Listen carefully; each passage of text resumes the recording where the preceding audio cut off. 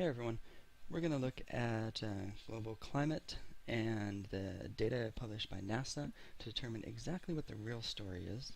People going back and forth on what they think the facts are, and no, your facts are right, your facts are wrong. Let's get it straight from the source and look at what science really has to say. And I think you're going to be a little surprised at the conclusions that we come across, but we're going to try and make it really quick as well. So this is NASA showing the temperatures over the last about 130 years, and what we see is maybe a rise from, what is it, 0.19 in the negative to, say, 0.87. So that's about maybe a 0.6 degree difference in temperature in Celsius. So, alright, 130 years, 0.6 difference. It's not a whole lot, and while small changes in the global temperatures can really affect things, this really isn't much. As we've seen already, the Earth is still livable, right? We haven't lost an entire nation or civilization, so I mean, we're still livable. That's not to, trivialize if it came up 30 degrees. Obviously, big changes in planet Earth, but a small change. And so now let's look what the data says. Over those 130 years, that's all they're showing, we're seeing a drop by maybe 10 years. We see a drop from, I'm seeing about half a degree, maybe a quarter degree, somewhere between there. So maybe 0.4 of a degree drop, and so people are like, maybe it's global cooling, and then it rises a little bit, a lot at one point, and then we see a drop again, maybe a quarter degree, and people go, oh, maybe it's global cooling in the 40s, and then it stays kind of the same, and for what is that, maybe 20 years, maybe a little more, 30 years, and then it starts steadily rising, with small drops every now and then, but in general rising from about 0 to about 0.74. So maybe 0.7 of a degree over the last, what do we have? That's like the 70s, so maybe 40 years. It's not much, but over the next several hundred years, maybe it'll take us to some place that might be bad. But that's a big maybe. So, but that's kind of what people had a hard time with. They thought it was global cooling at one time, and they thought it was global warming, and then they were like, well, we're not exactly sure. It's kind of going all over the place, up and down, back and forth, so maybe it is global climate change.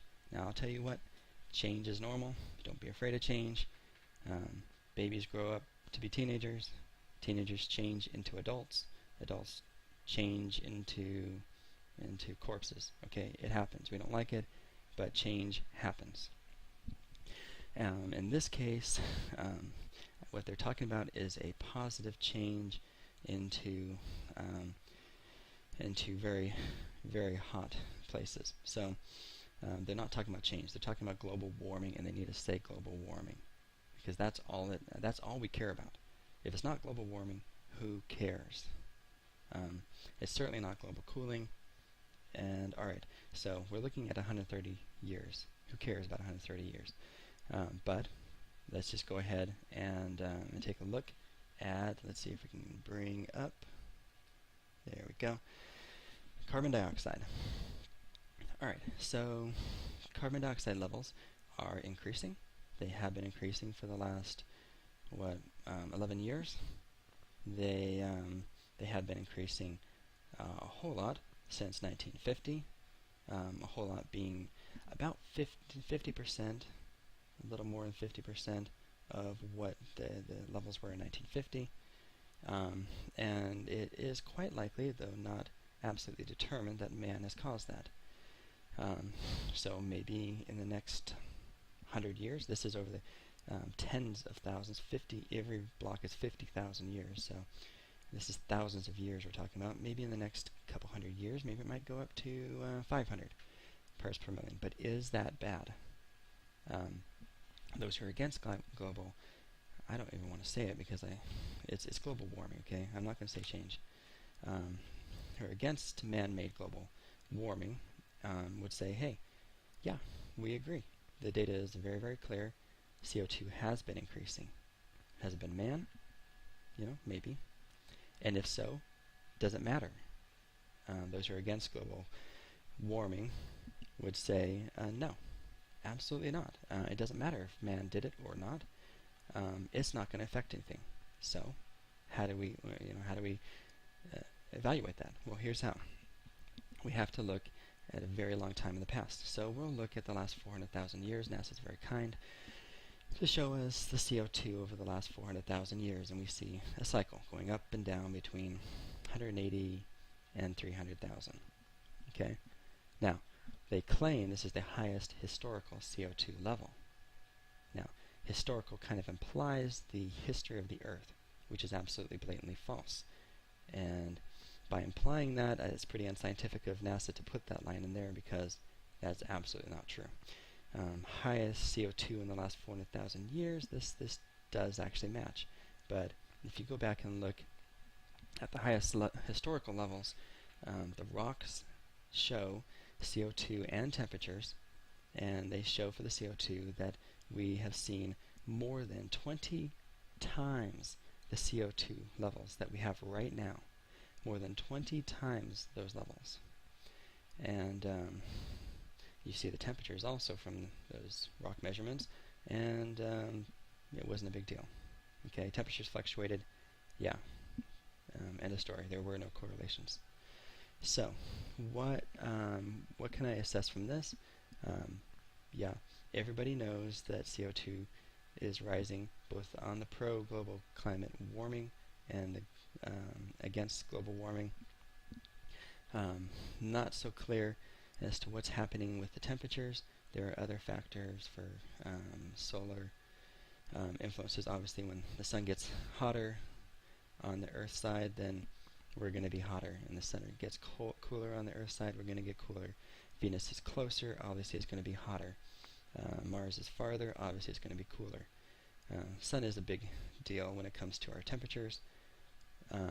So part of these are solar fluctuations. Part of it has to do with how much energy is being absorbed or released by the Earth's ice, and by other things that on the surface that the Earth absorbs. So yeah, there are other factors. So I would say absolutely, NASA, if you want to be scientific, we need the following on your web pages. First, for every graph covering a certain time period, we need to have other graphs below them to show correlation, if there is any. So we need a correlation from 1880 to 2020 on CO2, on solar activity, and on anything else that you might think affects the global temperatures.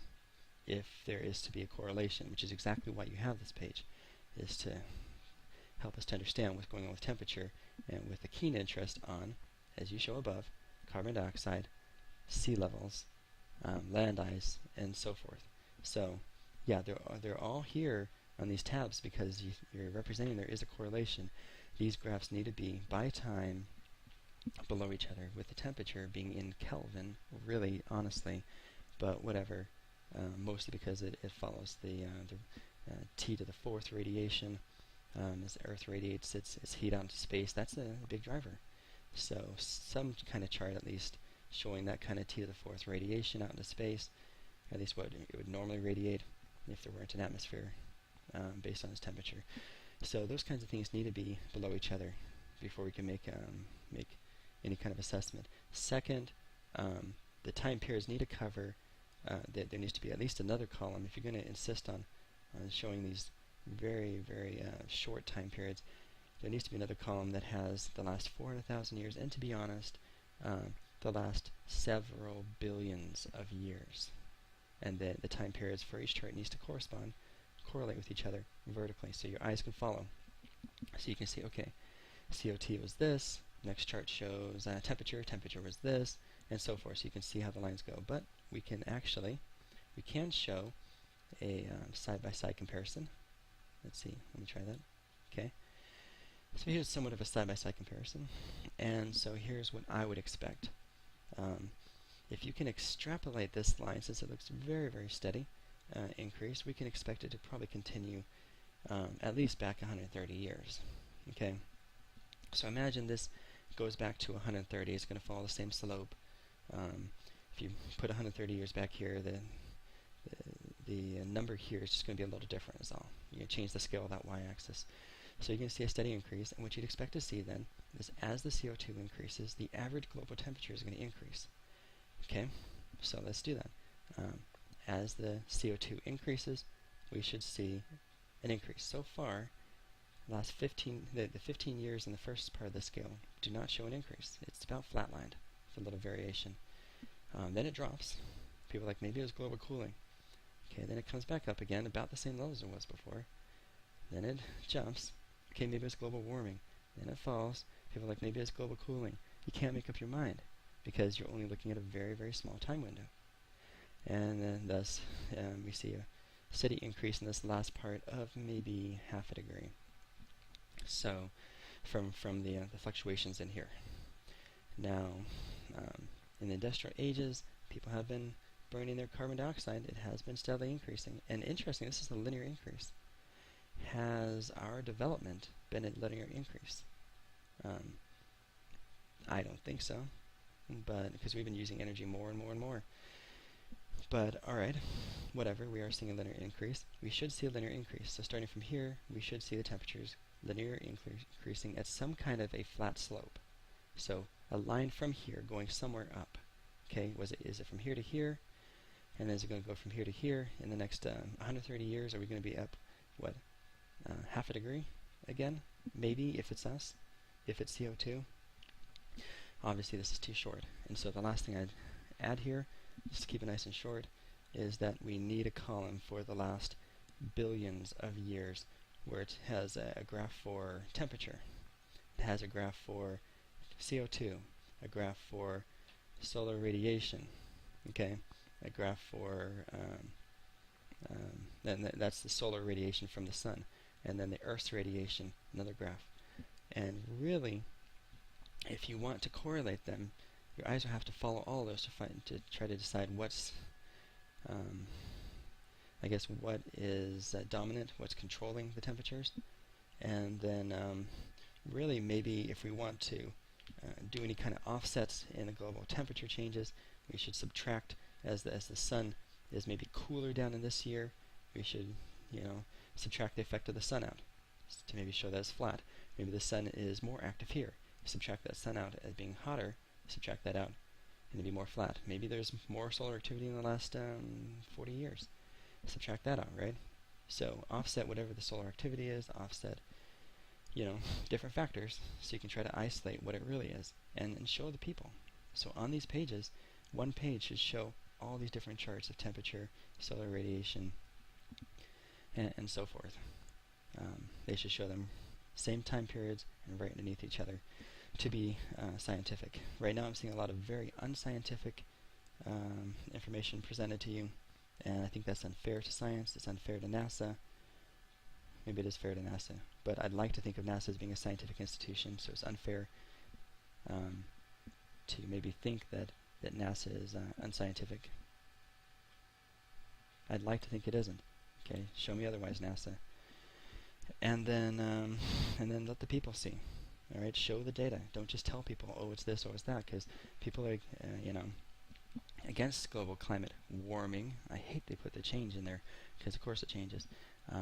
Those who are against it are going to say, well, the temperatures are not rising.